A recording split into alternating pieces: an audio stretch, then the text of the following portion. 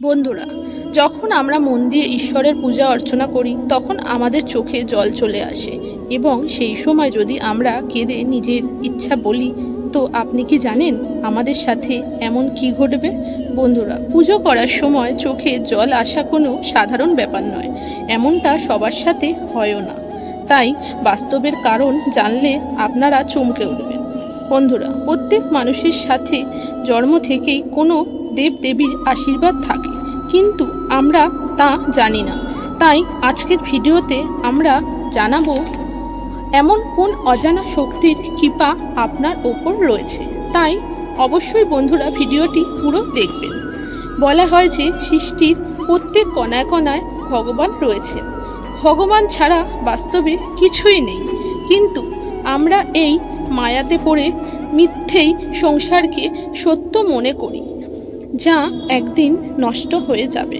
ফলে বিভিন্ন রকমের কর্মবন্ধনে পড়ে আমাদের এই জীবন বিভিন্ন রকমের সমস্যায় ভরে যায়।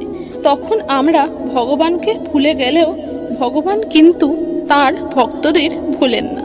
তাই যখনই আমরা বিভিন্ন রকম কর্ম করতে আসি, ভগবানও বিভিন্ন দেবদেবীর রূপে আমাদের সামনে আসেন এবং আমাদের কিছু সংকেত দেন। বন্ধুরা, যেহেতু আমরা মৃত্যুলোকে এসেছি, তো আমাদের তো কর্মফল ভোগ করতেই হবে। ভগবানকে স্বয়ং মৃত্যুলোকে কর্মফল ভোগ করতে হয়েছে। তাই আমরা যদি এ জন্মে ভোগ না করি, আমাদের আবার জন্ম নিতে হবে।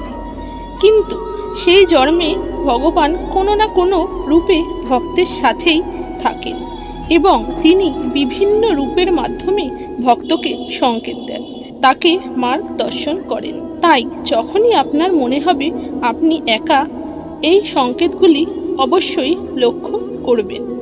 তাহলেই বুঝতে পারবেন ভগবান আপনার সাথে আছে এবং আপনার মনের বাসনা তিনি অবশ্যই পূর্ণ করবেন। পূজা করার সময় চোখে জল আসে। বন্ধুরা, যেহেতু আমরা জন্ম জন্মান্তর ধরে ভগবানের ভক্তি করি, সেহেতু সেই দেবদেবীর সাথে আমাদের জন্ম জন্মান্তরের এক সম্পর্ক হয়ে যায়। আর এই দেবদেবীর নাম বা গান শুনলে যদি আপনার চোখ দিয়ে জল পড়ে, এর মানে সেই দেবদেবীর সাথে আপনার আত্মার মিলন হয়ে গেছে এবং সেই অনুভব যদি আপনি করতে পারেন, তাহলে দেখবেন যে ভগবান আপনার মনের বাসনা ঠিকই পূর্ণ করবেন। মনে রাখবেন, জেনে বুঝে কোনো বাজে কাজ করবেন না। মনে দয়া মায়া রাখবেন। দ্বিতীয়, প্রদীপের আলো বেড়ে যাওয়া। বন্ধুরা, আগুন হলো পঞ্চতত্ত্বের মধ্যে একটি, তাই এর মধ্যে ভগবান শিবের বাস। তাই পূজা করার সময় যদি আপনার প্রদীপের আলো হঠাৎ করে বেড়ে যায়, তো এর মানে আপনার জীবনে খুশির দিন আসবে। তৃতীয়, যদি পূজা করার সময় আপনার শরীরে শিহরণ দিয়ে ওঠে এবং আপনার গায়ের লোম সব দাঁড়িয়ে যায়, তো ভাববেন আপনার আশেপাশে কোনো দেবদেবী রয়েছেন।